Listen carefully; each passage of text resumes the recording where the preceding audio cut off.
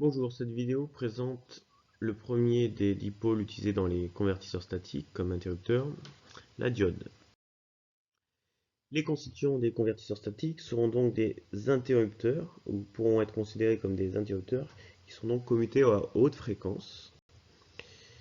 Nous utiliserons donc principalement des diodes, des transistors, MOS ou IGBT, donc suivant les énergies à manipuler.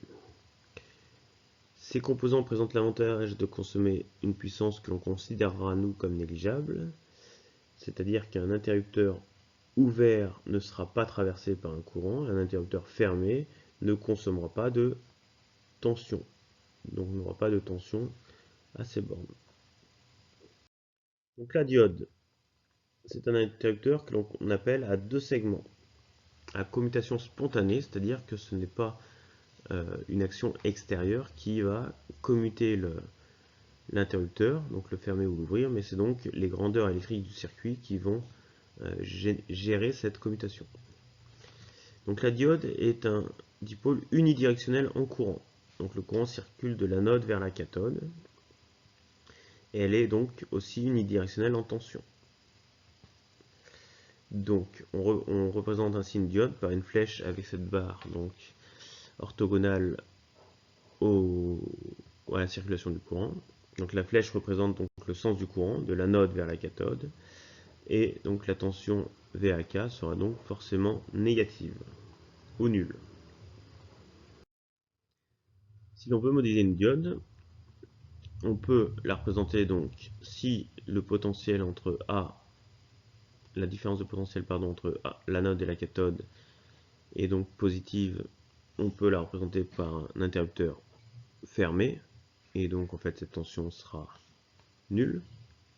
Dans le cas contraire, on considérera que l'interrupteur est ouvert. Donc c'est donc la différence de potentiel entre l'anode et la cathode qui décidera de l'ouverture ou non de cet interrupteur. Si l'on veut caractériser son comportement, donc on peut établir un circuit avec une diode et une résistance en parallèle et avec un générateur qui alimente ce circuit. Donc si dans un premier temps donc, le générateur a une tension négative, donc on a mis ici en entrée une rampe de tension donc au niveau de UG, donc qui part de moins 10 volts jusqu'à 0 volts.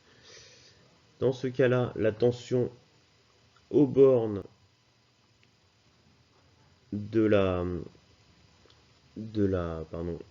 diode est positive, puisque le courant est négatif, est positif, donc le courant ne circule pas. Donc on considère que la diode est un interrupteur ouvert.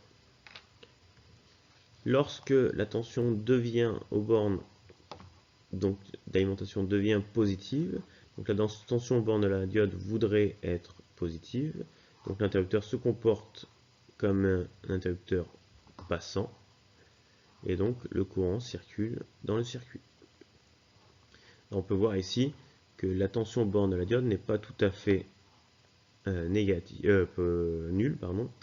c'est dû à un modèle donc, de notre simulation où la diode donc, consomme tout de même un peu d'énergie, donc une résistance non nulle.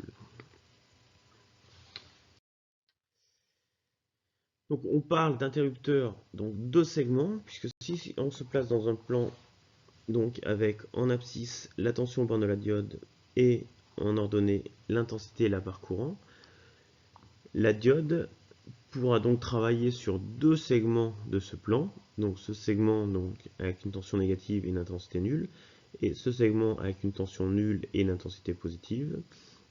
Et donc, dans ce segment-là, on considère que la diode est bloquée, l'interrupteur est ouvert. Ici, l'interrupteur est fermé, la diode est passante.